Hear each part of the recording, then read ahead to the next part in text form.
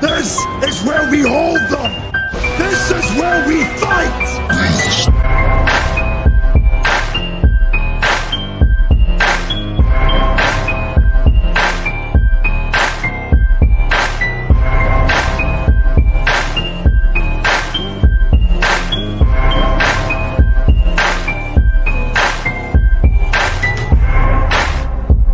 You are now listening to Sweep the Rack podcast featuring Brooklyn Rob and Big Mike.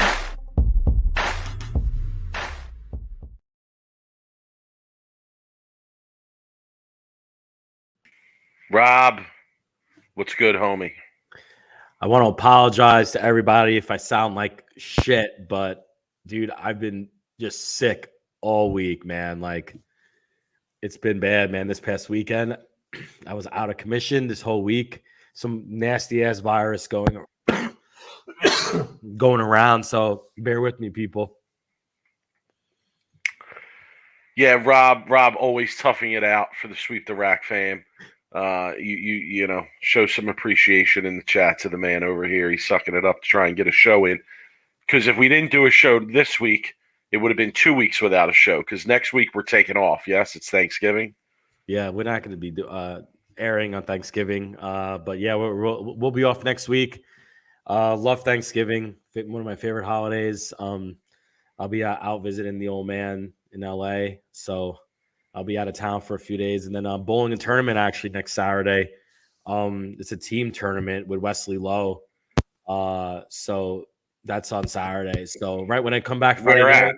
Like you're coming back by Saturday and bowling Saturday. I'm coming back Friday night and then bowling Saturday. Okay, cool. Haven't been a lot of practicing, obviously, this week and last week I wanted to practice, but dude, I've been sick since Friday.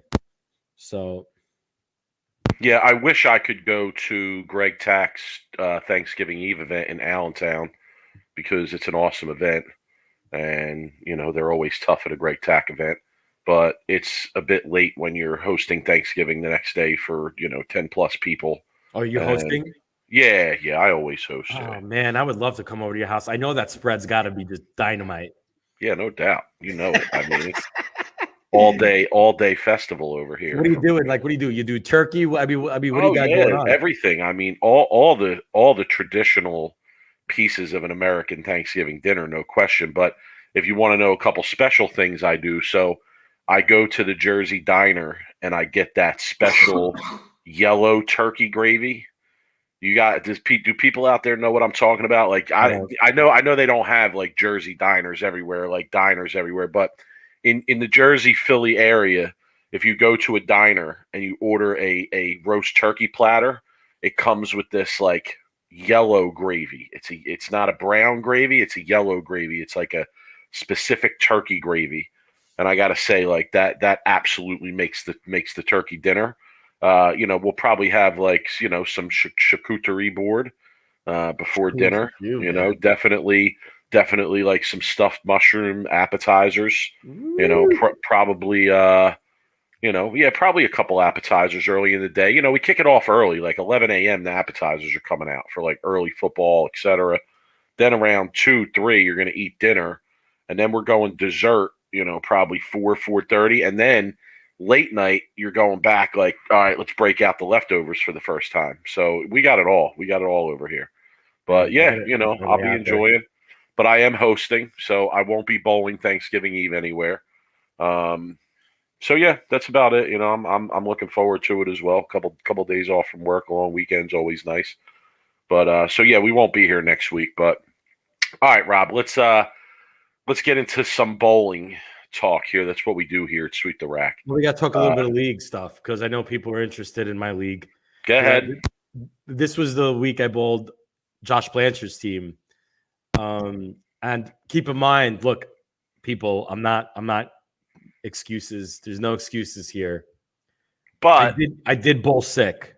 I did. Okay. I was sick. I was literally running a fever for 3 days this week. And Mike even called me and I was just like, Mike, like I'm effed up right now. So I manned up, shipped my ass out to league.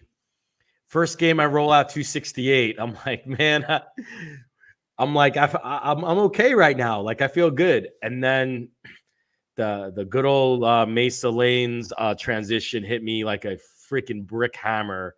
I literally went 268, 168. It was a disaster.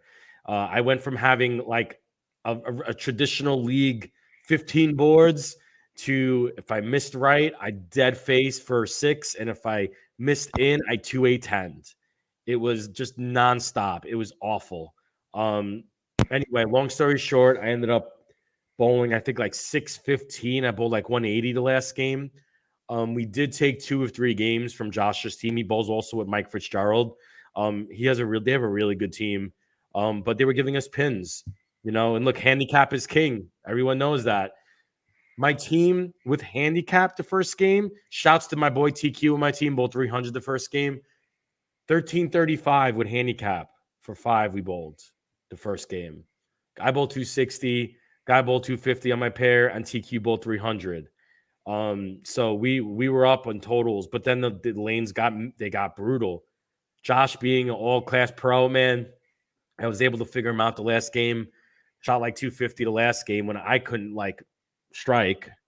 And What did he shoot for series? He was like 690, I think, with a 250 something the last game. Okay.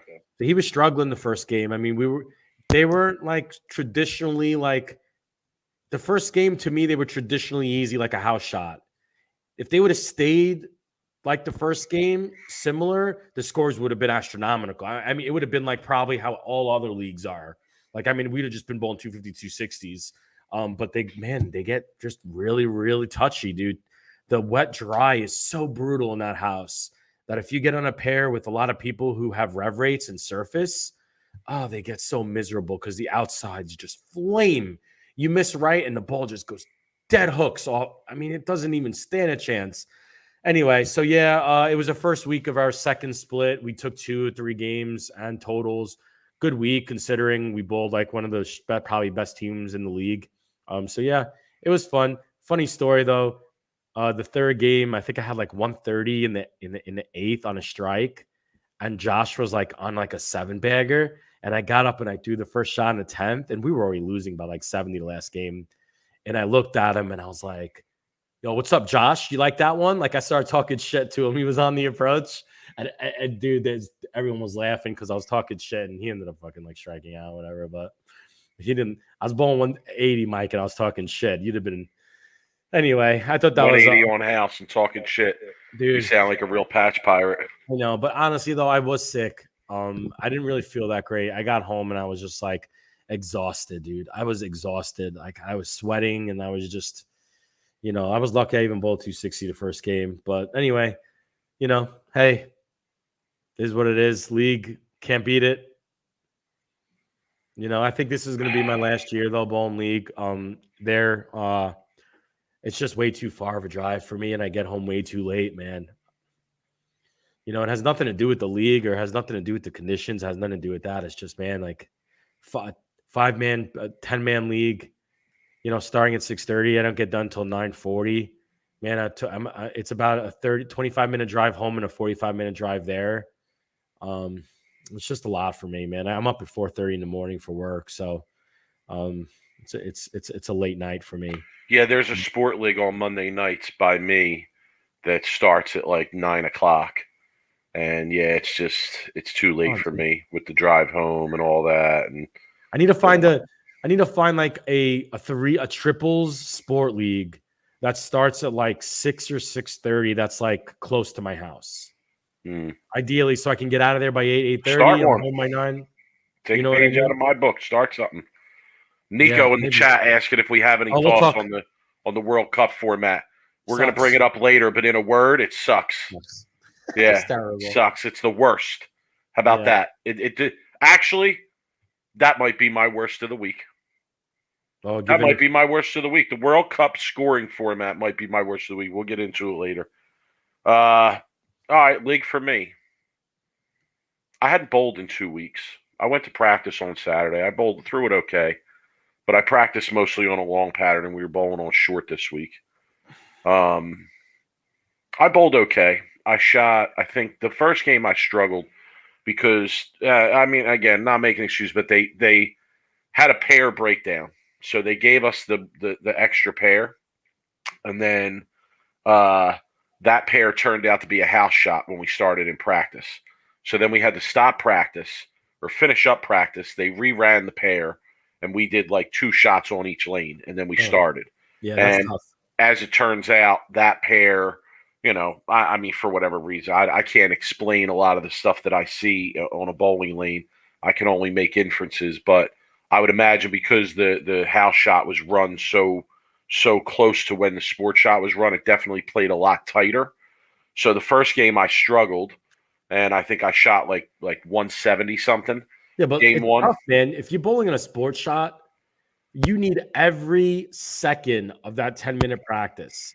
10 minutes is shit when you bowl on a sport I know pattern. it is. Like, Yeah, no, I agree. you got to have on top of that, as you get older, and look, all my people here that are over 35 are going to understand this. Mhm. You need every minute of that to just even warm up your body these days. It ain't like when we were 20 when we Right. could just get on the lanes and feel good. Like I need like at least 15 minutes to like feel myself like in my body. You know what I mean? So if you get two shots on a sport pattern, it's Well, tough we to make we the got adjustment 10 minutes to warm up, but it wasn't on the on the shot. pattern that we bowled. Yeah, Right, but right. like you need every minute to figure out what the hell you're gonna do on that sport pattern. So anyway, I went like spare for the first like 6 frames. At least you're making your spares. Oh, I was making everything. I made a washout. I was making everything, and then I finally struck, and then I opened once or twice towards the end of the game, and ended up shooting about 175. Then the second game, I went to a pair that was more with the expectation of this pattern, and took me a little bit of adjusting, because I was coming from this other pair, and I think I bowled a good game, couple taps throughout the game, couple questionable frames where I could have struck and I didn't. I believe I missed a single pin spare in this game too, and I shot 190.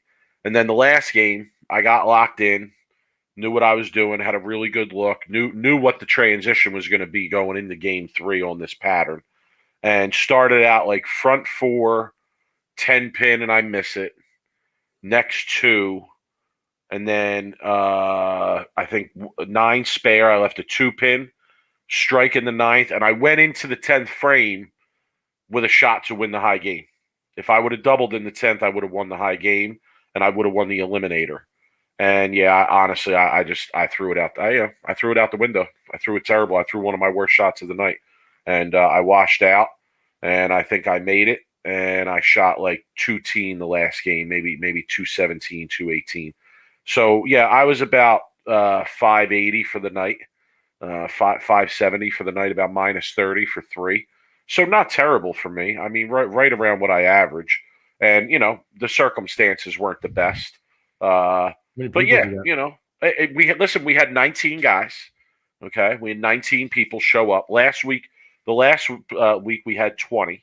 Okay, the week before that we had 18. This week we had 19. We paid like almost $40 a game for the singles pot. Paid 20 for second, 17 for the doubles pot to each person, and then like $12 for second for doubles. There was a card game that's worth 120 a game for 2 games. We sit out the second game, and then an eliminator. So I gotta say, like, I actually, I gave credit to the people who gave me this idea, and I adapted their idea. I'm not doing the same exact thing that the people who reached out to me were doing, but I have to say this, like, whoever is out there doing something different than the 36-week league, have to commit to 36 weeks, we're on to something there. We are because after bowling this format, none of the people that bowled the league previously and are now bowling this format want to go back to bowling a league. They all want to bowl this format because they can pick and choose when they want to show up. There's no obligation. The money gets paid out that night. So, you really don't have to wait for your money at all. You every week is a new week. So there's not teams who are in the bottom of the standings. They're not showing up. Guys are giving up. You don't have any of that. It eliminates a lot of that. And then, Rob, I was going to stop on November 29th. Okay, November 29th was going to be our last session. And I was going to take the whole month of December and the first week of January off. We were going to take 5 weeks off, right? But I had a couple guys come to me and say, yo, listen, like, we're getting 18, 19, 20 guys, right? Why stop for a month? We might lose that momentum. Why don't we keep it going? Right. So I kind of polled the people in the group and said, listen, what do you want to do? Do you want to take a break? Or you want to keep it going? Almost all of them were like, keep it going. Let's bowl another 9-week session back to back. Yeah, I love that. I love Yeah, that. so You know me, like I hate having to go every week and then feel like you're being forced to bowl like that. Like this past Tuesday, Mike, if it was optional for me and I didn't have to find a sub and I didn't feel obligated, I went to showing up. But look, like that would have been awesome to just not be able to like show up when you don't feel good or you have other other important obligations. So yeah, I love your format. I think it's great. Yeah, so we're going to continue on. We got 2 more weeks in this session. One rotation of the medium, one rotation along, and then we're not going to take a break. We're going to jump right back into it and start another 9-week session. So, I think after the 2 9-week sessions, I'll definitely be ready to take a break for at least a couple weeks, and just get away from the bowling center for a couple weeks, and then come back for maybe one more 9-week session towards the end of the year. But let's be honest, like, when the spring weather hits, especially out here in Jersey, in the East Coast where you just went through a brutal winter and the spring weather hits, like, people that aren't hardcore bowlers don't really want to be spending, regular time in the bowling alley when that time of the year hits. Guys golf, they go out with their families, they got social engagements, things to do, graduation parties start coming up and things of this nature. So like, I also feel like that end of the year period is a good time to just wrap it up early and say, all right, we can run a session during the summer if we want. We're kind of open to whatever you want to do. So yeah, listen, I encourage everybody out there, try and start something similar in your own community, in your own bowling community. Even if you get 10, 12 guys to start, see if you can get a regular group of people showing up to bowl on some sport patterns and, put together a pot game like environment. It's pretty fun. So, all right, Rob, that's our league report for this week. What would you like to get into first? Since you're toughing it out for us tonight, I'll let you choose the direction. I want to talk about some of the what was I going to say? I want to talk about the 17-man step ladder, Mike. Oh, you want to jump right into the bread and butter tonight, huh? I want to talk about the 17-man step ladder. All right, we talked about it a little bit last week. I mean, we did, but there was some conversation throughout the week on social media, right? I was definitely I was voicing my opinion in a creative way, I'll say. And, Dr. Barnes, all respect to Dr. Barnes, he chimed in, with an argument on the other side. And, I respectfully submitted to Dr. Barnes that a 17-man step ladder is the laziest idea I could imagine. So if given 8 hours of TV time, okay, a network comes to you and says, we're going to give you 8 hours of prime live prime time TV, 8 hours, 4 days in a row. And I mean, that's the best we're going to come up with as a 17-man step ladder. I don't know. I stand by that. I find that to be like a very simple solution. But question, what could be the defense to it? Like what is Barnes, what is he saying his comment to me was more about how I was in a position where I was acting like it's easy to tell somebody how to do their job. And I understand his comment. I get it. But listen, that's part of what we do here. Part of us commentating on bowling is reacting to things like the schedule, the formats. Mike, spend 1 minute on social media in regards to any sports related content, and that's all anybody does is tell everybody in their sports organizations and how to do their job, Mike. That's what fans do. My favorite sports podcast right now is the GM Shuffle with Mike Lombardi. He's a former GM from the NFL. And it's my favorite podcast because the dude is brutally honest about what is going on the field with a lot of these teams, and he doesn't care. Like, he calls it like it is. And I think one of the things that I've come to learn in doing this podcast, Rob, and this is something that I haven't really shared publicly, but I'm surprised by the blowback we get at some of the things we say on here. I'm surprised at some of the attitudes that are out there regarding what we do here, what we've done here over the last few years. I mean, I don't know. A part of me says, like, be happy that someone's paying attention. Be happy that someone cares enough to come and spend time breaking it down and doing that kind of coverage of it. Another part of me says, right, because they're fans, right? Another part of me says, you're a professional organization. You're a professional athlete. You're a member of a professional organization. That comes with the territory. Do you know what I learned, Mike? You know what I learned from the 3.5 years we've been doing this podcast? I learned that, and I'm going to say it, that bowlers and organizations cannot take criticism. Mike, they can't take criticism. It's just bottom line. Like, we all know that Jeff Riggles posted my article this past week, right?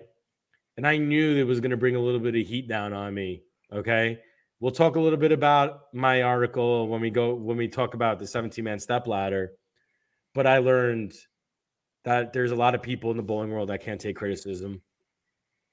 All right. So on Twitter throughout the week, I promised the people that I would come on here tonight and I would present at least two alternative ideas of how to use 8 hours of TV time to conclude a PBA tournament. All right. And we're talking about a major championship here. We're talking about the Tournament of Champions is the event that this applies to. Okay. If you want to get that specific. But let me give you my two ideas, Rob. You can critique and see here. And I'm going to say it literally took me 2 20-minute sessions of brainstorming to come up with these ideas. I did one of them on my lunch when I was finished eating and I was listening to a podcast, and I did the other one while I was on my duty at school, bathroom duty. Okay, while I was monitoring Party in the Potty, I came up with these ideas. Oh, man, don't put that on Twitter that you were using your teacher time for bowling. No, it's fine. It's fine. On duty, oh my God, Rob, you wouldn't even believe it. People come to bathroom duty and they eat lunch. Oh, tell me that ain't a code break, son. No, that's teachers come and they bring their lunch to bathroom duty, and there's like a little desk there, and they eat their lunch while people are literally going in and using the bathroom. What's bathroom duty, though? Bathroom duty is you just sit outside the bathroom and you watch kids sign in. And then if you hear or smell anything coming from the bathroom that shouldn't be coming from the bathroom, you probably go check the bathroom.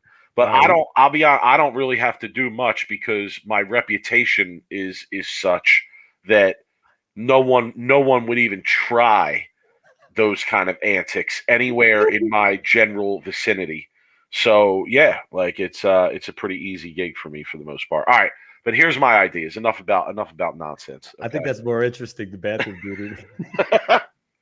Oh, gee. If you want to get into that sometime, if you want to do an alternative podcast sometime, I'm totally down with that. If you want, all right. We can talk about both our jobs. Yeah, it'll probably get less views than we already get though. So I don't know. All right. So if I had 8 hours of TV time, and we're talking about 4 2-hour shows, okay, because that's what the Tournament of Champions is going to be. It's going to be 2 4-hour shows. All right. So in a 2-hour show, I'm assuming that, now one of my ideas goes outside of this a little bit, but traditionally you would assume that you would have 4 games on that 2-hour show. Right, because that's traditionally what they have. All right. So my first idea sticks with that strictly. All right. And it would be this. Who doesn't want to see what bowling fan, right? And there's other benefits to this too. But what bowling fan wouldn't want to tune in for 4 nights in a row to see on live television a full 16-game round-robin match play down to the conclusion of the tournament. Who wouldn't, what real bowling fan wouldn't want to turn that shit on 4 nights in a row? Okay. Now let me talk about how this would work first, because I did some detail to these ideas. Okay. In that idea, you bowl down to a cut of 16 people. Okay. You get, so however you want to do it, you get down to 16. Right. Then you have your 4 shows with 4 games each, 2 hours. Okay. In those 4 shows, we're bowling 4 games each. Each show is 4 games of match play. All right. So show 1 is games 1 through 4. Show 2 is 5 through 8. Show 3 is 9 through 12. Show 4 is 13 through 16. Okay? There's so many options in this of what to feature. Early on, you have an advance notice of who's going to be bowling who. You know, you can go and pick whatever matches you want to feature for whatever reason. Okay? And then think about it. As it gets down, it would be like golf almost. As the days go on, as you get to that 3rd show or that 4th show, you're not going to be featuring the guys that are in, let's say, 9th through 16th. Okay? Their TV time is going to be over. Unless something amazing happens in one of those matches, you're not going to one of those matches. Now you're going to be watching the matches that involve the guys between the positions 1 through 8. You could have a roaming camera, okay? And really, it would be the same amount of time, same amount of games, 4 games per show, but show 1 is the first 4 games of match play, show 2 is the next 4, show 3 is the next 4, show 4 is the final 4 games of match play, okay? The ability to know and choose in advance which matches to feature and at which times or which points is something that I would love to see, okay? Above and beyond that, the same 16 guys get on 4 shows. So there's plenty of time to feature the players, talk about the players, familiarize the fans to the players, right? Plenty of time to do that in these shows, okay? Because you're going to have the same 16 guys bowling 4 nights in a row, all right? So that's idea number 1. Okay, people in the chat, let me know what you think about that idea. Rob, you want to respond to that one? Yeah, no, I like that idea. The only thing I might do differently is I might do 3 of the shows for the match play, and then the last show I would make a step ladder like the final 4.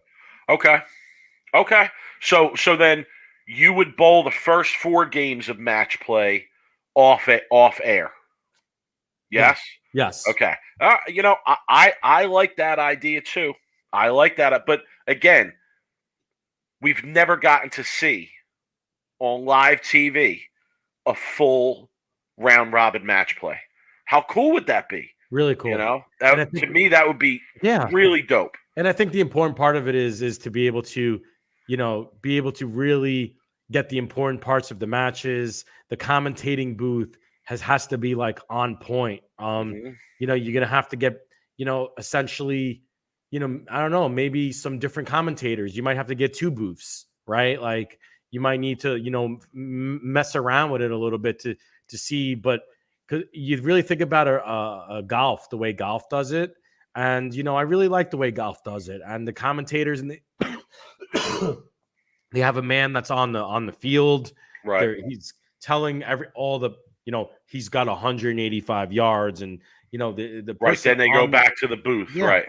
The person on the ground is super important. That's such a good point. Like you could have a commentator for every 2 pairs, and if something's happening on this pair down here, they put the camera on, and then they start to talk about what's going on that pair. That'd be such a great show. That'd be amazing to watch. Okay, so that's idea number 1. All right, let me be clear. I'm shitting on ideas here. Okay, let me be clear. Here's my second idea. All right. Now, this idea is a little bit tougher to execute, I will admit, because I want a best of 5 format for this idea. And I know that the 2 hours only allows for 4 games. Okay. However, sports events, live sports events, often go over the time that they are allotted in their TV spot. So I don't know how much of a problem or an issue that would be for Fox, right, or FS1. Like, if it goes to a fifth game, are they able to stick with live bowling to cover that fifth game, right?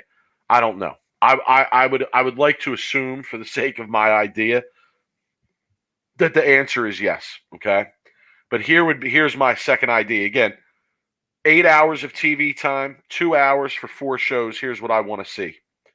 You bowl down to the traditional step ladder top 5. Okay, everybody with me? I don't care how you get there. You bowl down to the top 5. Show number 1 is a best of 5 between the 5 seed and the 4 seed. Show 2 is a best of 5 where the winner bowls the 3 seed. Show 3 is a best of 5 where the winner bowls the 2 seed, and show 4 is a best of 5 where the winner bowls the 1 seed. Okay? Now, you could say, well, what if it goes to a fifth game? Okay, I talked about that. What if it wraps up in 3 games? What if it goes win-win-win for one of the players? Okay? And it wraps up in 3 games. How about using that extra half hour to introduce the player, talk about the next show, talk betting strategies for the next show? Okay, that's another thing I didn't mention with the first idea. Could you imagine unlimited betting possibilities in a round robin 16? Okay, unlimited betting. Same thing with this. Great for betting. You could bet overall who's going to win the best of 5. You could bet game by game who's going to win each game of the best of 5. I mean, amazing betting opportunities here. And to me, the great thing about this is that all 5 guys are guaranteed to be on a show for at least 3 games. You got plenty of time to, profiles of the players, introduce them to the people, give the fans a reason to root for them or root against them. Okay. So those are my 2 ideas. Rob, what do you think about the second one? I like the first show better. Okay. Because I think it's different. It would be a completely different out there idea that has never been. I don't want to say never been, but like I don't remember the last time something like that has been aired live on, bowling, right, where they're doing round robin match play. So the second, I like best of look, like when the God, what was the show where they were doing the best of 7 or the best of 5? Yeah, it was like the Cheetah Championship. I think it was the Cheetah Championship one year between Simonelli and Duke. Yeah, there was a few shows the last couple of years where they did a best of like 5 or a best of like, on the show, and you were able to actually like watch the players and bowl, and it wasn't just a one game and out format, which is pretty cool too. But for the sake of, we always talk about being different, I like the first idea better. I like the fact that, you could see multiple people trying to get onto the final stepladder show. You get to like witness, some different pros. You get to see some different, just a different feel to the show, right? So I think both ideas though are better than a 17-man stepladder, though. I'll be honest with you. I think they could have really done a lot of different things. But yeah, no, I think you're on to something there. At least on the first idea. The second idea is good too, but the first idea would be awesome if they could pull that off. I don't know. I think with a betting mentality almost all the time, and that was part of what I was thinking when I was putting together that second idea. Until they get off a Fox Sports bet. I know. It's tough to like. I'm thinking hypothetically here, Rob. I know. I'm totally. Some of the things that like I would do differently, with that TV time, is I know a lot of people love watching bowling. I might take some of that TV time and put some like behind the scenes footage, mic up some of the ball reps, mic up the players, show some storylines, show some different things, maybe show some highlights of the qualifying for the people getting to the top 16. I might do a little bit of more of that if I had that TV time, to try to showcase the players more. Do maybe some interviews. I don't know. Like I love I love. I think with all that TV time, you could do both. You could highlight people, and the storylines, and you could do a lot of different things, and you could showcase a lot of the bowling. Yeah, no, I Um, agree. I agree. Jimmy's in the chat saying he gives the PBA credit for at least trying something new. Jimmy, answer me this though. Who wants to watch the first 2 or 3 shows of a 17-person stepladder, Jimmy? Come on. I mean, I know how much you love watching bowling, Jimmy. You love watching bowling as much as I love watching bowling. But who wants to watch the first 2 or 3 shows of a 17-person stepladder? so Nico Come says, on. so you want to see players frying out and qualifying? Yes. Do you really want me to answer that question, Yes. Nico? You watch every week. Yes. You know what the answer to that question is? Yes. 110%. Yeah. I want to see them putting their foot through the walls, and they'll probably get fined for that, which is fine. I agree with that. If they break any equipment, they should get fined. But I definitely would love to see some raw emotions, especially during qualifying. I think a lot of the raw emotion comes out during qualifying because a lot of the pros know that the cameras aren't on them. So yeah. Fair enough. All right. Well, we said our piece on that. Okay. What do you want to move on to here, Rob? So I want to talk a little bit about my article, Okay. because that was released, and if you haven't checked it out, it's on the 11thframe.com. It actually got published in the Desert Ridge Bowler, in my area here. So that's pretty cool. We are now published writers, Mike. You and I Shoot the both. rack. We're everywhere, son. So my article's name was "Bowling is Boring." If you haven't read it yet, I go into pretty good detail about how I would try to make bowling more interesting. I definitely put a lot of thought into it, because I really feel like, bowling isn't exactly the most interesting sport to watch on TV. And I feel like the PBA needs to, try to do a better job on the storylines, the marketing of the players, trying to get the fans a better connection to the pros.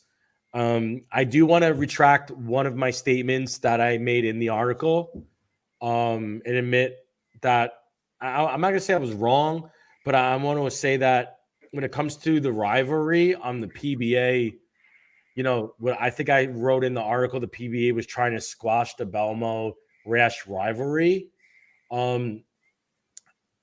I had my sources on why I thought that happened. And the sources were legit. I was the source. I was there. I saw a lot of that. But it happened so long ago that I have a feeling that happened without the PBA's knowledge. So I have a feeling there was a little bit more to it. So the PBA didn't, I don't think, try to squash that rivalry. So I'll go out and say that. But in reality, though, did they ever even do that great of a job promoting that rivalry between Rash and Belmo? They might have made a show that was posted on the Rickles. He posted about it, where they did a show where they put them up against each other. But Mike, did they really try? Did they really do a great job on that rivalry? I mean, Jeff Rickles says they did. Do you think, though, as a bowling, I call you a bowling historian? No, but listen, like the information you referred to in the article, right, was something that you and I had discussed years ago when all this was going on. We had talked about a lot of this, right? So when I was arguing with Jeff on Twitter, I was standing behind the idea that that this was something that behind the scenes was trying to be worked out in some sort of amicable way. Right. Now, if that's not the case, okay, then maybe that changes my perspective about how the PBA tried to promote it. But my point was more so that if you're trying to squash something behind the scenes but promote it publicly, then you're doing it in a disingenuous way, and like it's not going to work anyway. So that's how I viewed that promotion at the time based on, our conversations, other things I had heard from other people. I kind of felt like, all right, they're being disingenuous in promoting this. They're just trying to hype it up for the sake of hyping it up. But I don't know. If that wasn't the case, then I would have to say it would probably change the way I look at it. Yeah, I mean, look, like I was, there when something was trying to get squashed. Now, was it the PBA that was doing it? I don't think so. I don't know for sure though. It's definitely became a huge issue for some reason. With multiple people reaching out to me after the article got published. It wasn't really what I was wanting to focus my article on. That whole PBA with the rivalry with the Bat Rash and the Belmo, that was a little like side point in my article. That's not what I was trying to get through. That wasn't what I was trying to get through the people. Right. What I was trying to get through the people. It was just a small point in an otherwise larger point that you were making. Yes. Now, here's my points are like, yeah, that's really been the only like major rivalry in a sport that is bowled every year and multiple people bowl for all kinds of money. I think that's kind of odd how that is really the only rivalry really that anybody could really ever talk about it in the sport.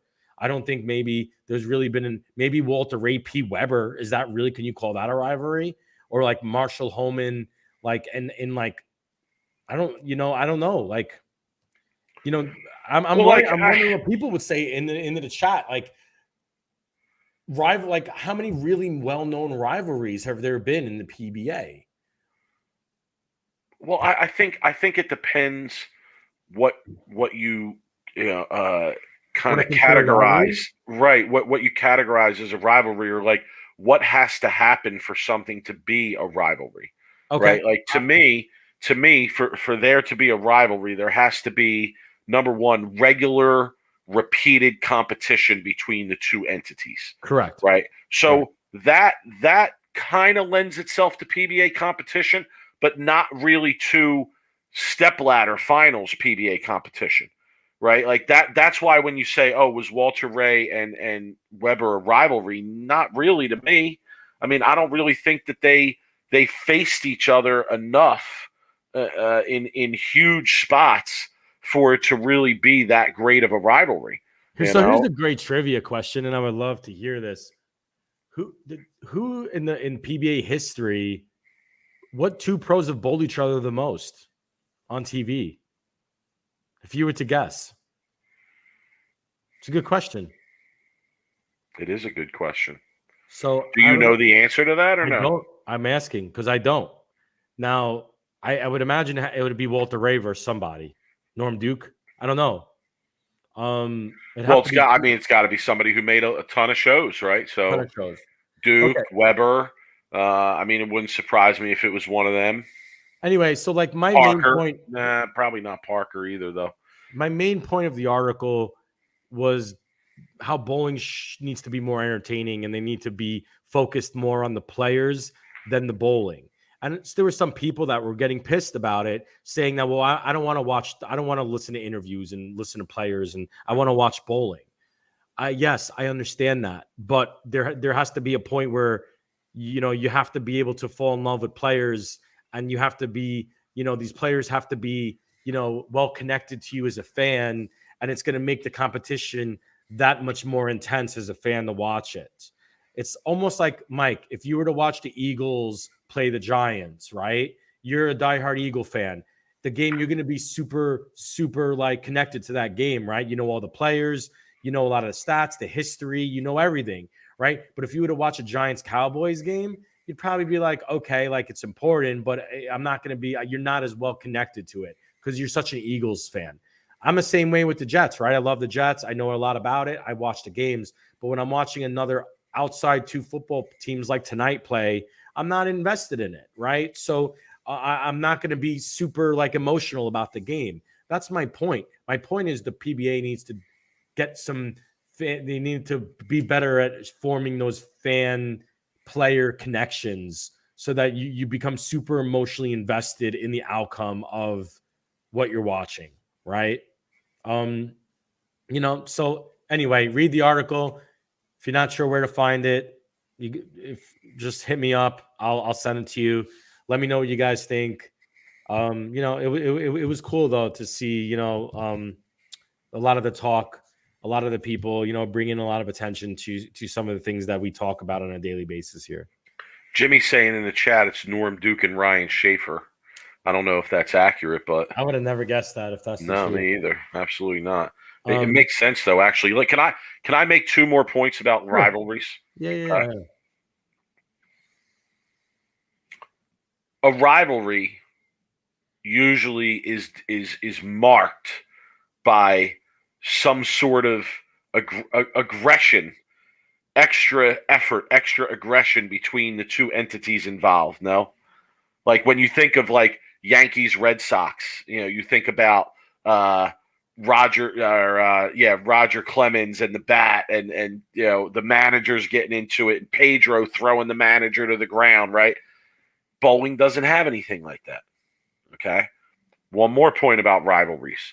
A rivalry usually has a lot of history of things that have happened previously between those two entities. Like you brought up the Eagles and the Giants. Yeah, if you're an Eagles or a Giants fan sitting there watching the game, you remember the Miracle at the Meadowlands 1, the Miracle at the Meadowlands 2. You remember Eli beating the Eagles in big spots. So, like, you have all these reasons to dislike the other team. Again, there's not a lot of that in bowling, right? So I don't know if bowling actually lends itself to the rivalry idea, so to speak. And I liked your article, Rob. Obviously it's stuff that you and I have talked about ad nauseum here, but I did like it. I know it's challenging to put your thoughts down in an organized fashion like that, so you did a nice job with it. But the place where you and I disagree in this argument is that all my chips are in on betting.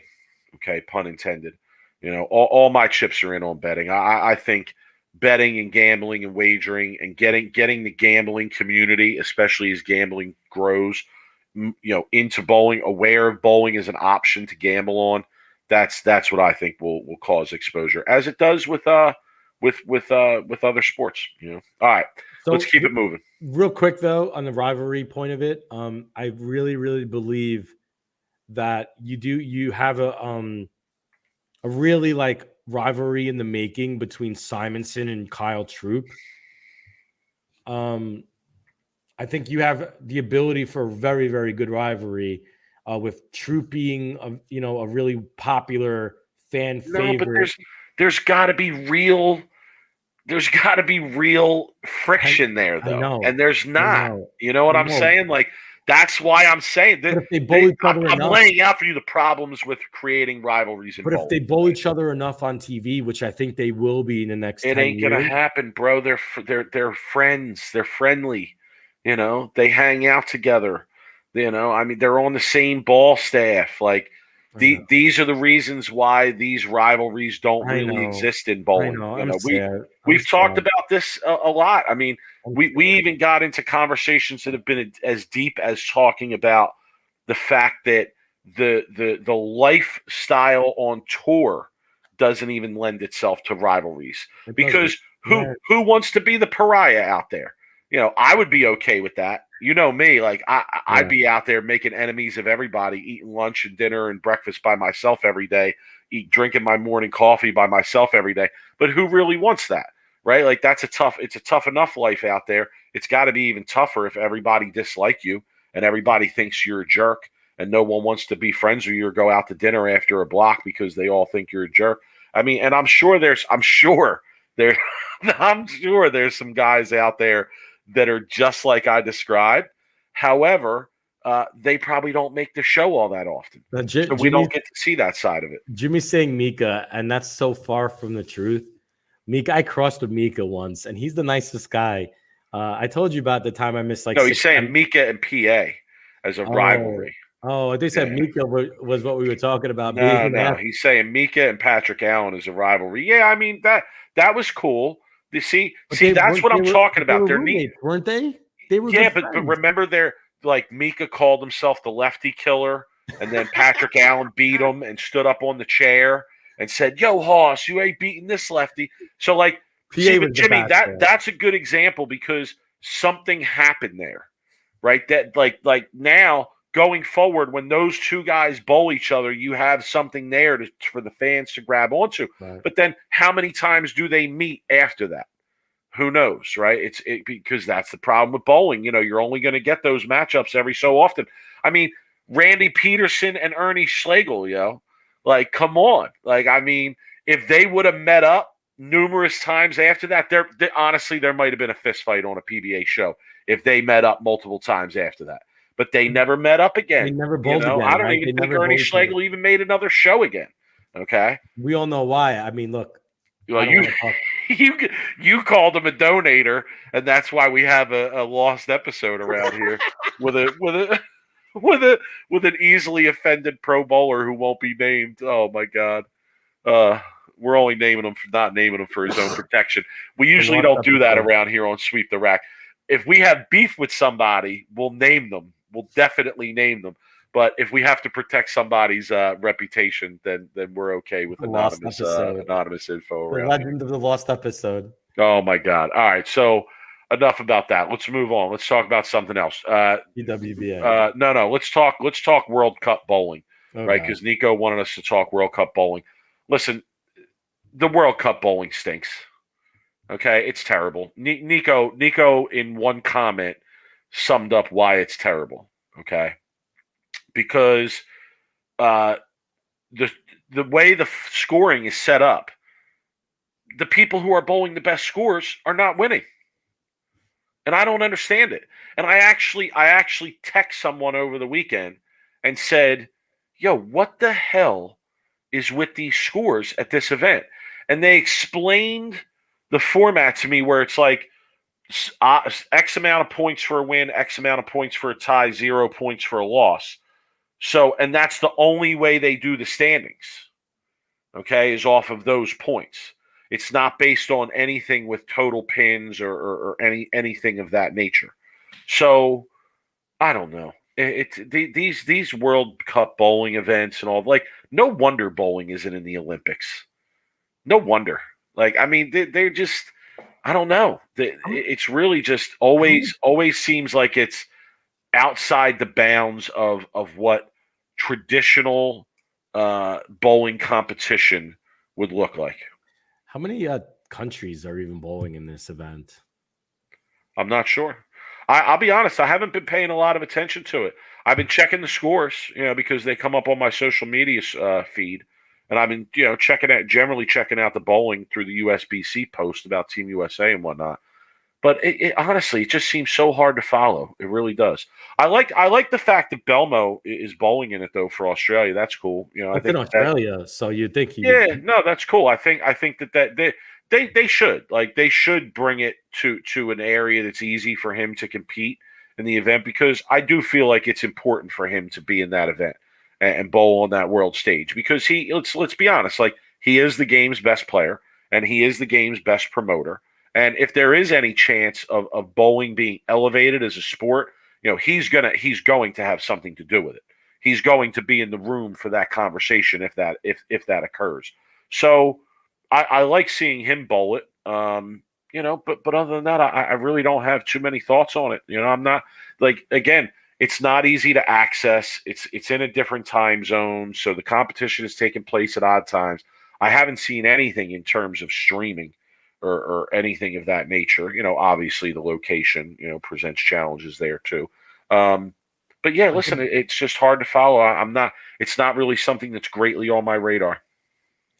Yeah, I guess other than maybe like, I'm not even going to say that. I've been seeing in the USA highlights. I haven't been able to see a lot of the other country highlights other than maybe what Belmo posts on his social media. So all I've been getting is strictly what USA is doing, what their results are. And I can't imagine them having a bad performance out there with the with the strength of the players for both women and men that are there. So I would expect nothing less of them of actually just cleaning up out there, really. I don't know if the strength of the field that they're bowling against is that great, other than maybe, a few teams that have great international, players. But, look, like, the scoring is stupid. See, like Jimmy's saying, it's streaming. You have to pay for it. Like, come Yeah, on. we Like, just like talked I'm about already it. paying for Bowl TV. I was paying for Flow. Like, if I'm going to pay for something content wise, especially something like that, it's really got to be premium. Doyle out here, he wants the bull for Wakanda. He's, Good luck with that. Just anyway. So, the scoring is stupid. That's pretty much our Sweep the Rack perspective on that. It's dumb. But yeah, Mike, let's move on here because I hope that there was word from Jeff Rickles, I believe, on his website that the PBA and the USBC, I think, or one or the other, perhaps. Don't quote me on the details here. We don't do accurate details very well around here at Sweep the Rack. But one of those organizations was interested in taking over for the world, the International Bowling Federation, right? And I would like to see that happen, because I think that could have ripple effects with some of these world competitions and international competitions. And I would like to see it become a bigger stage for the bowlers, right? But the way it is, it's really not something that many people outside the extreme, competitive or high level bowling community are paying much attention to. It's a fair point. All right, real quick, just want to go over the 2023 PWBA schedule got released. The schedule starting in May. 4th, 5th, 6th, they're going to Stockton, California. Next week, going to Spokane, Washington. Then the USBC Queens is at Sam's Town in Las Vegas. Sam's Town? Oh, come on. I don't like Sam's Town, Mike. Especially for a pro event. It's not a big facility. I just remember a lot of things used to be there. A lot of women's stops used to be there in the 90s. I know. I remember that. Like, I'd always turn on ESPN2 as a teenager, and it would be like, ladies bowling is on ESPN2 from Sam's Town. I know. Sam's Town is not a great place. There's Alita Sill whacking them again. It's true, though. You're right, though. That's true. It's a lot of nostalgia there. After the Queens, it's going out to Grand Rapids. The Grand Rapids Classic in Grand Rapids, Michigan, or Wyoming, Michigan, Spectrum Lanes. It's going Wyoming it's going to Wyoming, Michigan after that.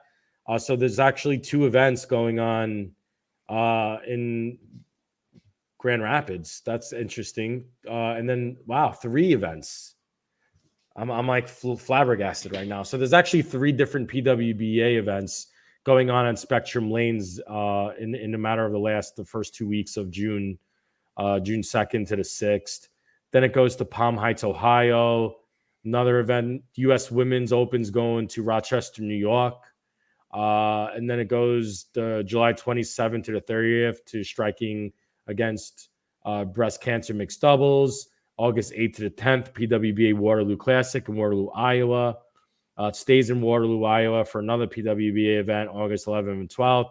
And then it finishes up with the PWBA Tour Championship in Waterloo, Iowa. In August. So it's a nice little tour. Yeah. They definitely are not being shy in the Midwest. A lot of Midwest. But yeah, I mean, can't really complain about a PWBA schedule, Mike. I think anybody who follows PWBA bowling at this point is probably just happy to have PWBA tour. Honestly, and for them to have 3, 6, 9, 12, almost like 12 or 13 tournaments through a May to August span, I think is a pretty good tour. I would have loved for them to come out to my neck of the woods. I would have tried to go check them out.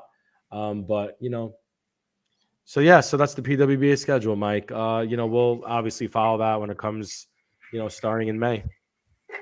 Okay, fair enough. All right, Mike, you ready to give the people what they want? Always, brother.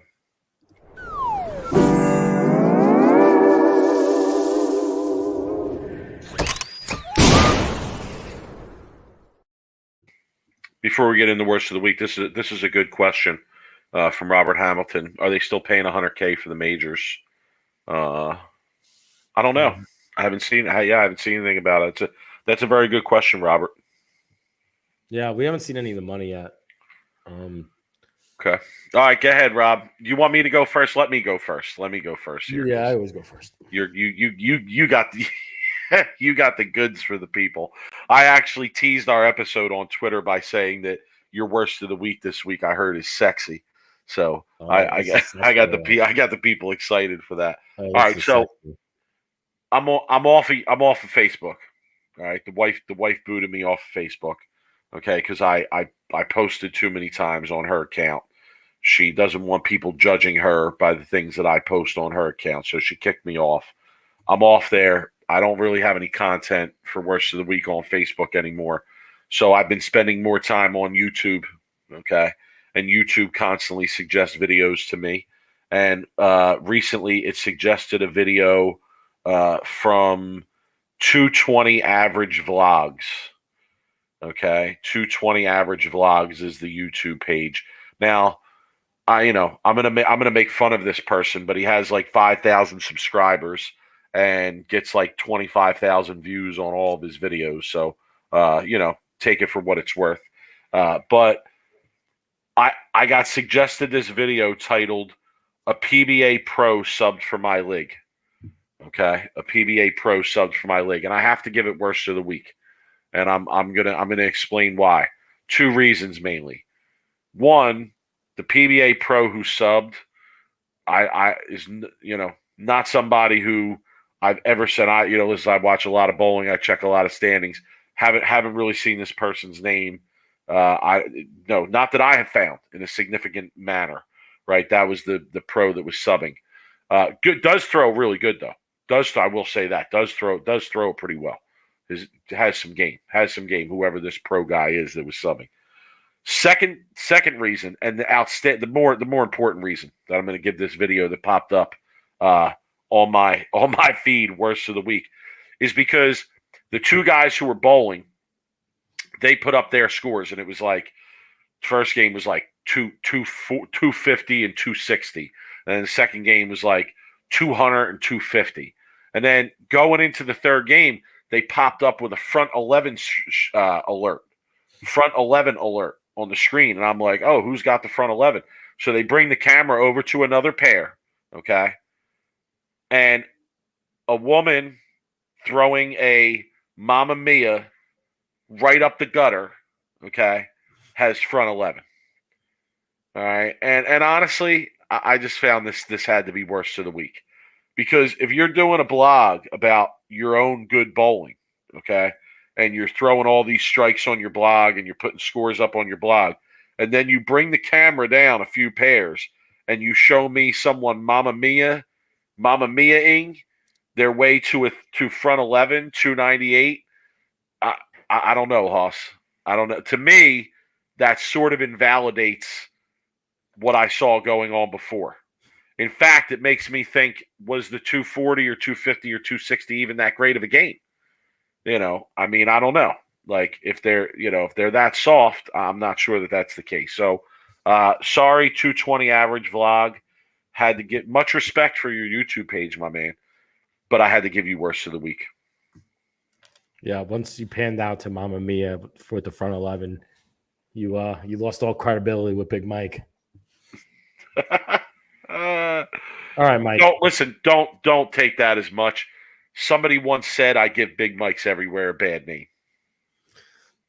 I don't know really how many Big Mikes there are, but it's probably a few of them in Philly, I'd imagine, and New Jersey and New York. Yeah. Mike, so yeah, me too, Terry. Terry writes, I'm surprised the wife let you run wild on her Facebook account as long as she did. The wife has got the patience of a saint, I'd imagine. I was in the doghouse, Terry. I'm not gonna lie. Don't worry, he's gonna make up with the spread for Thanksgiving. So, No, I made up. I hit a big parlay over the weekend. I hit a big parlay on Sunday, baby. Nice. So I made it up that way. Awesome. So my worst of the week goes to the sport of bowling of USBC. And I think I could probably also give Jacob Butcher worst of the week for actually letting them. You bowl league with him too, so I give you all the credit in the world for putting this up here. Oh, don't worry, I'm gonna tell when I see him in league. Don't worry. Oh my God, he bowls next to me in league. So let me pull this up here. Yo, did the wife cancel my Pinsider account too? I don't know, Charlie. I don't check on that one very often. Mike. Oh my God. Oh my God. What is going on, son? What is going on here? So for the people listening, it's a picture of Jacob Butcher. I can't even believe you're going to verbally describe this right now. How are you going to do this? It's a picture of Jacob Butcher in a ravishing Rick Rude pose. And if anybody knows, but you got to more visually describe for our people that are just listening. Okay, he has his hands behind his head. Okay, yeah. Like you're being arrested style. Yeah, right? Or he's about to give the money shot. Okay, interlock your hands behind your head. Okay, yes. And that's what he's got. Elbows pointing out, right? And he's got the Team USA shirt on. All right, yeah. The shirt has a flag flowing down the front of his shirt, right? So it's a very flowy shirt. He's got tattoos, right? Tattoos on both forearms. So the tattoos are pointed out. All right, very serious look on the face. Okay. Jimmy is at his OnlyFans handle.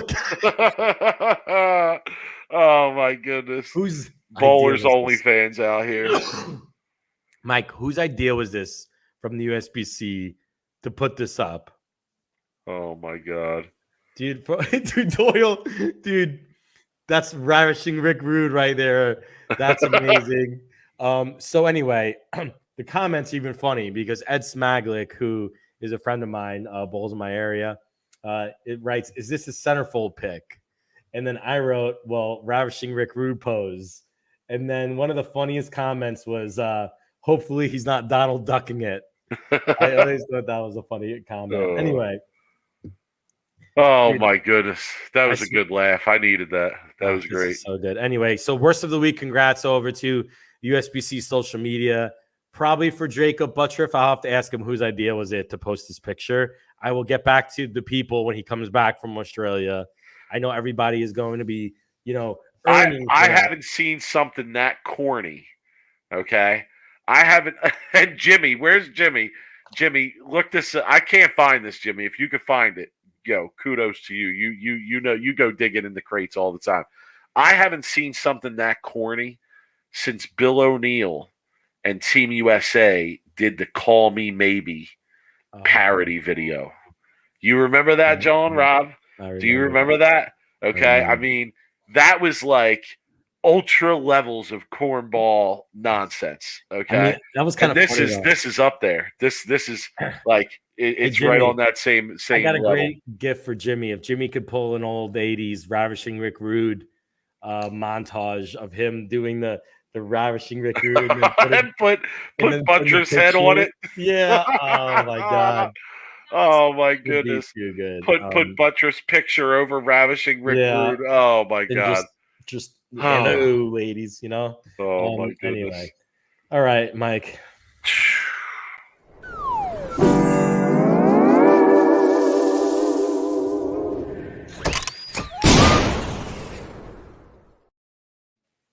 Sometimes my best laugh of the week is when we do worst of the week. I have to say it's my favorite segment. But all right, Rob, final thoughts. Yeah, I signed up for a regional in January. They actually are coming to Chandler, Arizona, and it was a PBA 50 and PBA regional. It just got announced, but when I read that there was a 60 entry cap for the PBA.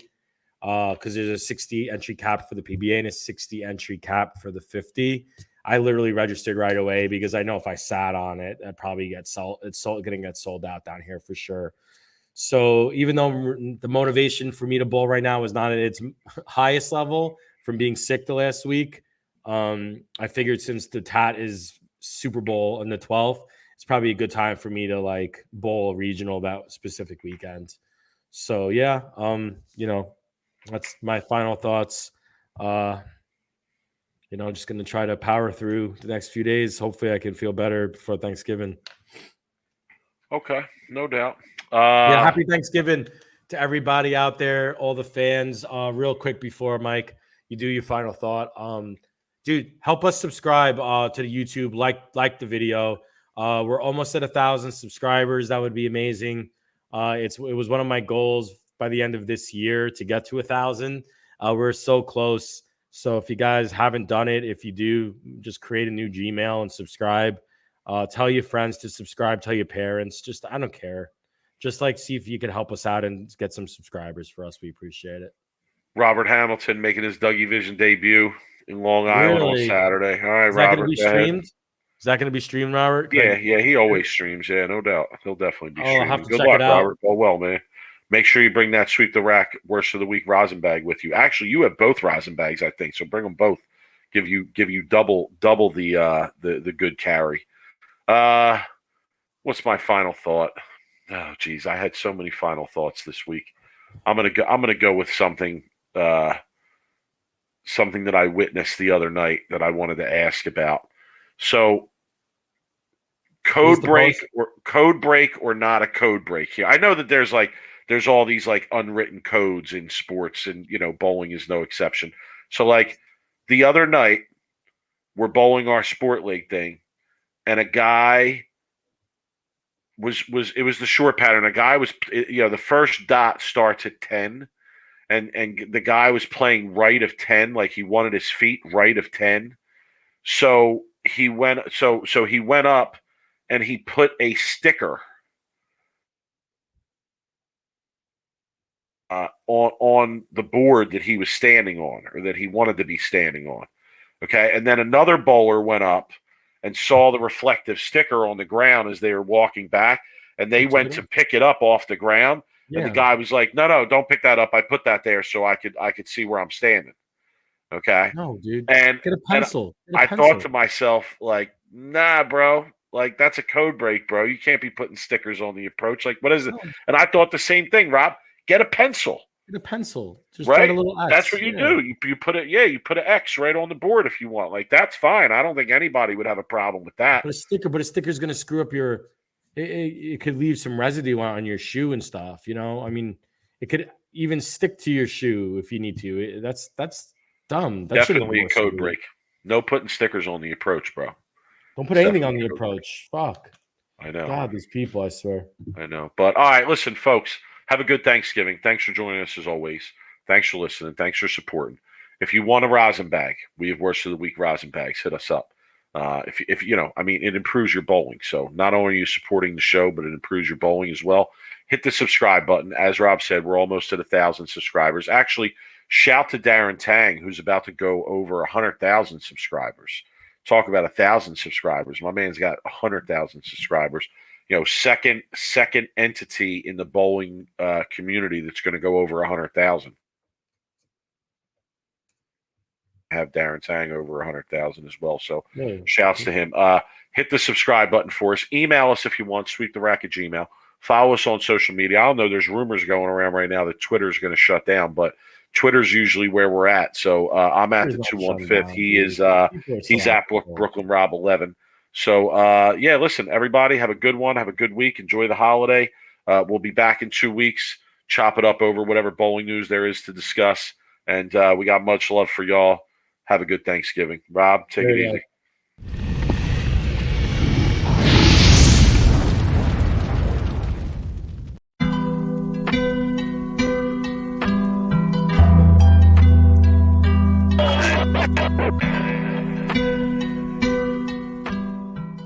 You are now listening to Sweep the Rack podcast featuring Brooklyn Rob